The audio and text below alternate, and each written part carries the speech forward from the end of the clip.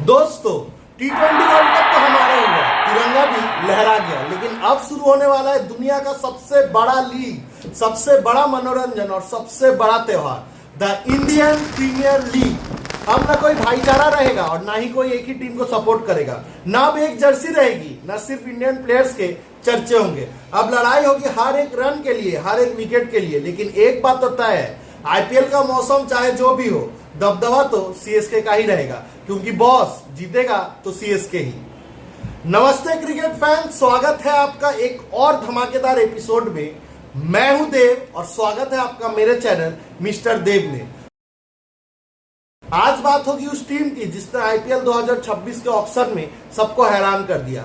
जड्डू के ट्रेड की वजह से इस बार सीएसके ऑक्शन प्रोसेस में काफी चर्चे में रही और आखिरकार मैनेजमेंट का फैसला T20 वर्ल्ड कप में ही दिख गया। तो दोस्तों, आज हम चीरफाड़ करेंगे चेन्नई सुपर किंग्स के नए स्क्वाड की। क्या संजू सैमसन का आना और जड्डू का जाना सीएसके का नसीब बदलेगा? हम तो उन्हें मिस करेंगे ही, लेकिन क्या होगा आगे वो देखना बहुत जरूरी है। तो चलिए ऑपरेशन शुरू करते हैं। दोस्तों, इस बार सीएसके ने एक्सपीरियंस से ज्यादा यूथ पर बेट लगाई है। यहाँ है आपकी कंप्लीट 2026 की सीएसके का स्क्वाड।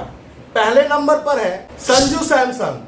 बिल्कुल सही सुना दोस्तों, संजू सैमसन का सीएसके में आना सिर्फ एक ट्रेड नहीं, एक गेम चेंजर मोमेंट है। 2026 T20 वर्ल्ड कप के प्लेयर ऑफ द टूर्नामेंट बनने के बाद अब उनकी बॉडी लैंग्वेज में वही चमक है जो कभी एमएस धोनी के प्राइम में दिखती थी।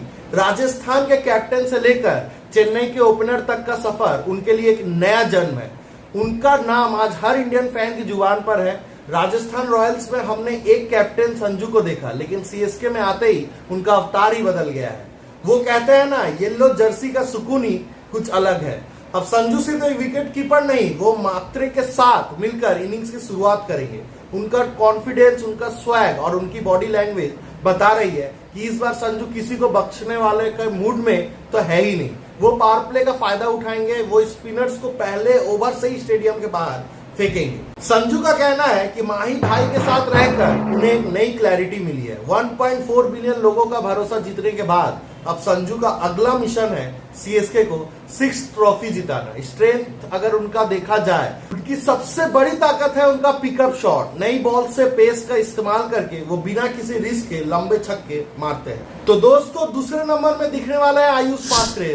दोस्तों, अगर संजू सैमसन इस टीम का एक्सपीरियंस है तो आयुष मात्रे इस टीम का एक सेक्टर है। मुंबई के इस 19 साल के लड़के ने डोमेस्टिक क्रिकेट में ऐसा कोहराम मचाया कि एमएस धोनी ने खुद उन्हें सीएसके में लाने का इशारा किया। वो एग्रेसिव तो है, लेकिन उनका टेम्परामेंट बिल्कुल रुतराज जैसा काम है। संजू के साथ ओपन करते वक्त आयुष का काम सिंपल है, पहले बॉल से ही बॉलर्स की लाइन लेन बिगाड़ देना। आयुष की सबसे बड़ी ताकत है उनका पुल शॉट। आयुष की शॉर्ट बॉल की टेक्निक कमाल की है। वो 150 किलोमीटर की स्पीड को भी बड़े आराम से स्क्वायर लेग के ऊपर से 6 मार सकते हैं। और 3 नंबर में है हमारे कप्तान साहब ऋतुराज गायकवाड़, जो कि इस टीम का संयम है।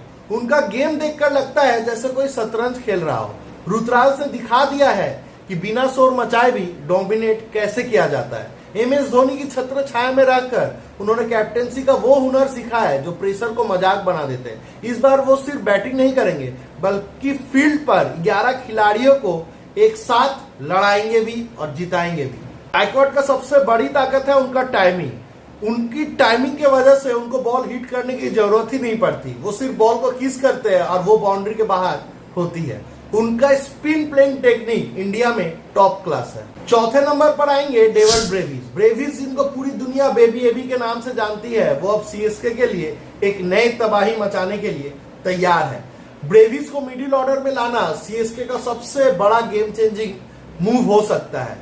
उनके पास वो 360 डिग्री टेक्निक है जो बॉलर्स के दिमाग से खेल जाती है। जब ब्रेविस फॉर्म में होते हैं तो वो स्टेडियम के हर एक कोने को एक बाउंड्री बोर्ड बना देते हैं। अगर ब्रेविस की ताकत की बात करूं तो उनके पास यूनिक एबिलिटी है फील्ड के गैप्स को जज करने की और स्टैंडर्ड पिचेस पर इनोवेटिव शॉट्स खेलने की। 5 नंबर पर है शिवम दुबे। दोस्तों, दुनिया में बहुत सारे पावर हिटर्स हैं, लेकिन जो खौफ शिवम दुबे स्पिनर्स के दिमाग में पैदा करते हैं वो अलग ही लेवल का है। उन्हें देखकर लगता है जैसे वो बैटिंग नहीं बल्कि बॉल की कुटाई कर रहे हैं।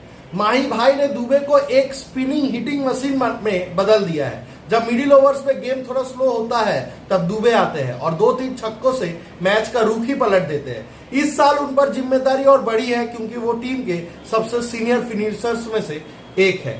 अगर उनकी स्ट्रेंथ की बात करें तो दुबे के पास इतने लंबे हाथ है कि वो बॉल को पिच होने से पहले ही पिक कर लेते हैं। उनका stand and deliver style bowlers को लाइन लेंथ बदलने पर मजबूर कर देता है। छठे नंबर पर है सरफराज खान। दोस्तों, सीएसके को मिडिल ऑर्डर में एक ऐसा प्लेयर चाहिए था जो स्पिन के खिलाफ अनस्टॉपेबल हो, तो वो तलाश सरफराज खान पर खत्म होती है। डोमेस्टिक क्रिकेट में रन्स का पहाड़ खड़ा करने के बाद सरफराज अब माही भाई के टीम में अपना लोहा मनवाने के लिए तैयार है। सरफराज की सबसे बड़ी खासियत है उनका फियरलेस अप्रोच। वो बॉलर्स के दिमाग से खेलते हैं, कभी स्वीप, कभी रिवर्स स्वीप, तो कभी रैम शॉट। उन्हें देखकर बॉलर्स को समझ नहीं आता कि फील्ड कहां सेट करें। अगर उनकी स्ट्रेंथ की बात करें तो सरफराज स्पिन के सबसे बेहतरीन प्लेयर्स में से एक है। उनके पास फील्ड का हर कोना स्वीप मारने की काबिलियत है जो बॉलर्स को फ्रस्ट्रेट कर देती है। दोस्तों, दुनिया में बहुत सारे फिनिशिंग स्पेशलिस्ट और कैप्टन है, लेकिन जो ऑरा एमएस धोनी फील्ड पर और फील्ड के बाहर पैदा करते हैं वो अलग ही लेवल का है। उन्हें देखकर लगता है जैसे वो बैटिंग नहीं बल्कि बॉल की कुटाई कर रहे हैं। सीएसके के मैनेजमेंट को थाला पर हमेशा से ही भरोसा था। जब मिडिल ओवर्स में गेम थोड़ा स्लो होता है तब धोनी आते हैं और 2-3 छक्कों से मैच का रुख ही पलट देते हैं। इस साल उन पर जिम्मेदारी और बड़ी है क्योंकि वो टीम के सबसे सीनियर लीडर्स में से एक है। सीएसके के लिए धोनी एक सिक्योरिटी ब्लैंकेट की तरह है। अगर टॉप एंड मिडिल ऑर्डर ने प्लेटफॉर्म सेट कर दिया तो धोनी आकर स्कोरबोर्ड को रॉकेट बना देते हैं। और भूलिएगा मत, उनकी टैक्टिकल नॉलेज भी चिपक की पिच पर काफी काम आती है। तो वो है हमारे सीएसके की टीम के 7 नंबर के 7 फॉरएवर। और अगर उनके स्ट्रेंथ की बात करें तो धोनी के पास यूनिक एबिलिटी है सिचुएशन को जज करने की और स्टैंडर्ड पिचेस पर इनोवेटिव शॉट्स खेलने की। उनकी फिनिशिंग एक्सपीरियंस उनका सबसे बड़ा हथियार है। 8 नंबर में है वेस्ट इंडीज के नए बॉलर अकील हुसैन। दोस्तों, टी20 क्रिकेट में नए बॉल से स्पिन करना एक कला है और अकील हुसैन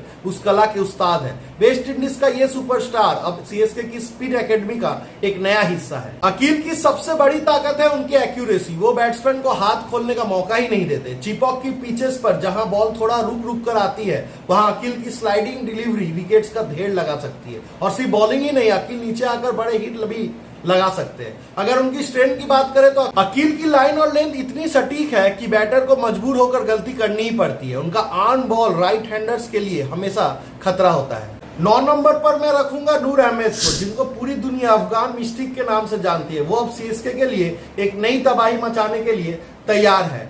उन्हें बॉलिंग इतनी अच्छी से आती है कि वो बीच के मिडिल ओवर्स में अपना काम कर जाते हैं। उनका दिमाग सबसे तेज चलता है जब बैट्समैन पूरी अपने रफ्तार से खेल रहा हो।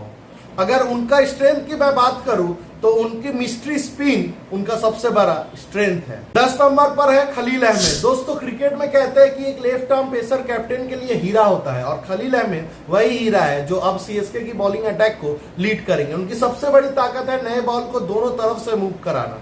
खलील ने पिछले कुछ सालों में अपनी फिटनेस और डेथ बॉलिंग पर बहुत काम किया है। अब वो सिर्फ नए बॉल के बॉलर नहीं रहे बल्कि यॉर्कर्स और स्लो कटर्स में भी माहिर हो चुके हैं। माही भाई के अंदर खलील अहमद का नया अवतार देखना काफी दिलचस्प होगा।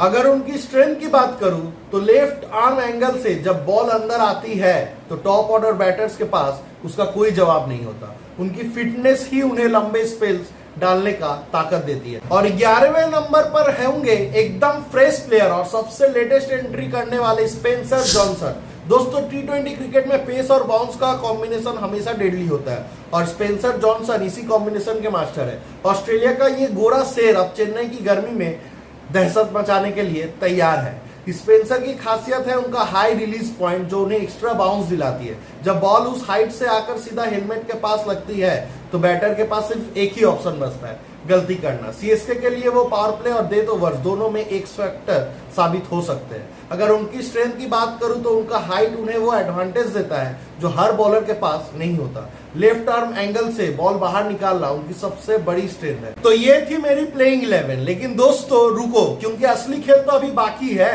सिर्फ प्लेइंग 11 ही नहीं, एमएसडी की बेंच स्ट्रेंथ इस बार किसी तबाही से कम नहीं। धोनी के मास्टर प्लान के हिसाब प्रशांत वीर और कार्तिक त्यागी जैसे प्लेयर्स भी रेडी है। और सिर्फ इंडियन टैलेंट ही नहीं, मैट हेनरी, फॉक्स और जेमी ओवरटन ये वो नाम है जो टूर्नामेंट आगे बढ़ते ही धोनी के रोटेशन पॉलिसी का हिस्सा बनेंगे। माही जानते हैं कि लंबे टूर्नामेंट में कब किसको इंटरचेंज करना है। जैसे जैसे मैचेस बढ़ेंगे ये बेंच प्लेयर्स इंपैक्ट प्लेयर बन के गेम पलट देंगे। तो दोस्तों आपको क्या लगता है, क्या एमएसडी की बेंच आर्मी इस बार ट्रॉफी दिलाएगी? कमेंट करके बताओ। और अगर आपको ये वीडियो पसंद आई तो इस वीडियो को लाइक जरूर दें और इंडियन पावर प्ले को सब्सक्राइब करना ना भूलें। मिलते हैं नेक्स्ट वीडियो में।